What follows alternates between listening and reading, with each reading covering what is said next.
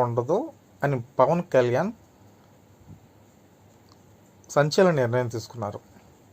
భారత రక్షణ దళాల్లో సేవలు అందిస్తున్న సైనికుల కోసం ఆంధ్రప్రదేశ్ ప్రభుత్వం కీలక నిర్ణయం తీసుకుంది.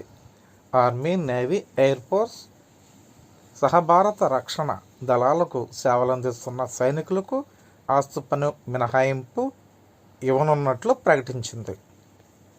అటు రీతిలో సైనికుల పట్ల కృతజ్ఞత చూపించడంగా ఈ నిర్ణయం తీసుకున్నట్టు deputy CM Pawan Kalyan social media వేదికగా తెలిపారు.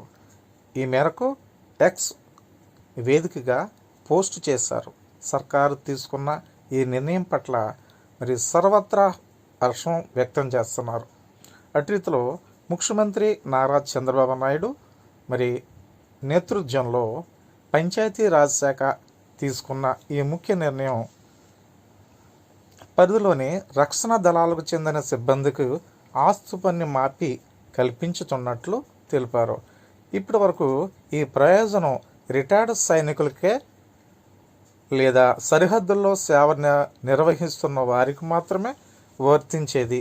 అయితే ఇప్పుడు దీనికి మరింత విస్తరిస్తూ దేశ రక్షణలో ఉన్న అన్ని విభాగాలకు అంటే ఆర్మీ, నేవీ, ఎయిర్ ఫోర్స్ అన్ని రకాల వాళ్ళు కూడా ఈ కొత్తగా రిక్రూట్మెంట్ అయిన వారికి కూడా ఈ సేవలు అందిస్తారనేసి ప్రస్తుతం ఉద్యోగులకు ఇది మాఫీ వర్తింప చేయనట్లుగా స్పష్టం చేశారు.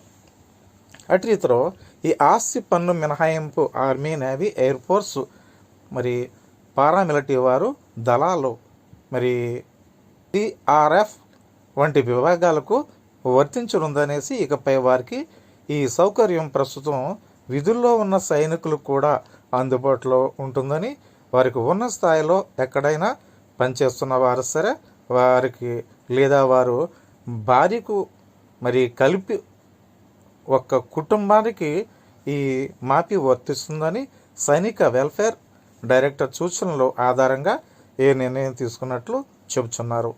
ఈ నిర్ణయంలో ఆంధ్రప్రదేశ్లోని కూటమి ప్రభుత్వం దేశానికి రక్షిస్తున్న సిబ్బంది కోసం గౌరవ తలంపుగా నిలుస్తుందనేసి పవన్ కళ్యాణ్ వారి నిర్వార్థ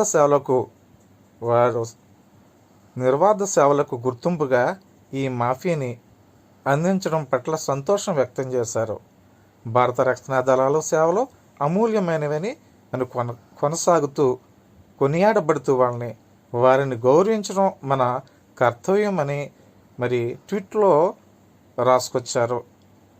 జై హింద్ స్పష్టం చేస్తూ ఈ ఎక్స్లో పోస్ట్ చేయడం జరుగుతుందని చెప్పారు.